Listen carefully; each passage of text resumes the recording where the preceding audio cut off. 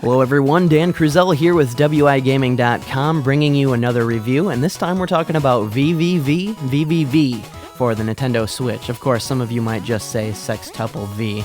Anyway, Sextuple V was developed by Terry Kavanagh, published by Nicalis. It is currently on every platform besides Xbox, at least from what I saw, and it is $9.99 for the Switch version, digital only. Now, Sextuple V, or VVVVVV, I don't know, I'm going to switch between both of those throughout this review, is a 2D Metroidvania platforming game. So, have you ever heard of the 8-bit game Terminus? The game was released in 1986. Sextuple V is somewhat inspired by and takes what that game does and flips it on its head. The platforming elements are incredible. I had spent hours, and I mean hours, going through multiple sections only to get stumped a good handful of times. VVVVVV begs for the audience that expects to fail. What I mean by this is, well, you are going to die. A lot. For whatever reason, I always manage to pick these games that are always most troublesome for me. Though it was hard, it did have me laughing at just how pixel perfect you had to be with timing and anticipation, just on how you moved your character throughout each of the levels. As you shift through these panels or stages, you will need to avoid hitting stationary spikes, moving geometric shapes, and other elements in which you would die from. Each section had its own unique additions, changing ever so slightly from other parts in the main game. Let me clarify, when I say additions, I'm really only referring to the platforming elements of the game. You'll find out for yourselves that Sextuple V is relentless in testing your patience. However, located in the main menu is one valuable little modifier that will help anyone explore the game without the constant stress it brings. Yes, I am talking about an invincibility mode.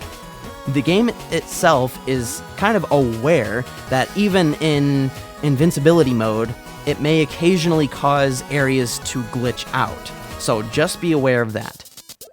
Moving right along, what else is interesting about VVVVVV is the fact that there is some sort of a campaign type element as well. You play as Captain Viridian, and the game is set in a ship in outer space. Alarms go off and other characters in the game go berserk saying, "Something's wrong, we're going to crash." What ends up happening is there was a dimensional tear or dimensional interference within time and space, and they managed to be right in the middle of it, causing the ship to crash. Luckily, with the help of a dimensional transporter, everyone was able to get off the ship scotch-free. Or did they? Captain Viridian finds himself alone, without a crew by his side to stabilize the dimension he was now stranded in. Exploring the geometric atmosphere, Viridian spots a monitor with a distress call. Reassured that his crew is okay, you venture out to find them. Without spoiling, of course, any more, the game starts right about here. This was just a portion of what the game had to offer, though. Once you beat the game, you unlock different game modes. There are a handful to choose from, varying from time trials, intermissions, no death mode, flip mode, and even player levels.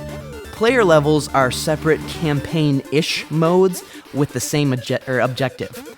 Collect trinkets, crew members, and avoid dying.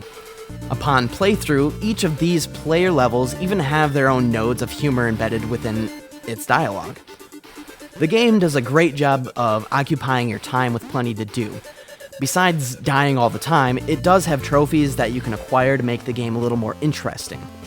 Trophies include beating the game on no death mode, complete time trials with a V rank and all, survive the super graviton for a specific period of time, beat the main game, and finally beat the main game on flip mode. One quick note here though. I spent probably a good hour or so in the super graviton just trying to achieve 10 seconds. A, I'm a noob, or B, I'm getting old. Or the better option, C, all of the above. The trophy for Graviton's 1 minute? Obtainable, sure, but might take you a really long time, so just be prepared. As far as music goes, for any chiptune lovers, this one's for you. Though you can't really blame them for having it. it fits the game really well. Nicalis, I think, has a thing for this genre of music, not to mention their love for retro-styled games. Am I right? I know I've said this before, but I can really appreciate when the developers include ways to listen to each of its soundtracks. How you find these are based on finding each of the trinkets in the main game, and then making your way to the ship's terminal section to listen to them. One of the songs in particular actually reminds me very much of Street Fighter, and let's see if you can figure out or spot which one that is. What I liked about the game, it was a very solid 2D platformer. It was challenging, yet had solutions to the difficulty. Checkpoints were very forgiving. Anytime I saw one, I made it a priority to get to it. The game had a great way of exploring other areas and gave me good reasons to continue exploring. On the Switch, and its handheld mode in specific, it felt really great. I thought it was just an awesome handheld type game that I could definitely take with me on the go. With battery time averaging around 5 to 6 hours, of course that being at full brightness, you can enjoy plenty of VVV for a good, solid while. What I disliked about the game. Patience grew thin after a while, I'm not gonna lie. I found myself growing tired of dying constantly. I felt like the invincibility mode was somewhat of a cheap way of getting past the difficulty of the game. The character you play with felt a little floaty a lot of the times as well. Anytime I would release the toggle to move or stop moving, he would move just a slight bit after that. Half the reason I died most of the time, I think. Spike hitboxes I felt were just a tad big. I would notice my character not even touching the spikes, and yet still counted me as dying for some odd reason. Other than that, the game was really solid. And final verdict for VVVVVV, priced at $9.99 on the Nintendo Switch, I say it is totally worth it. Frustrations aside, the game is solid. I never encountered any major, let alone minor, issues with the game. VVVVVV sits easily at a 7.5 out of 10. So there you have it. That's my review for Sextuple V. I guess that's what you want to say. You can leave us a follow on Twitter at IIWI Gaming, or if you have any questions, comments, or concerns, send us an email, iiwigamereviews@gmail.com. Thanks for listening.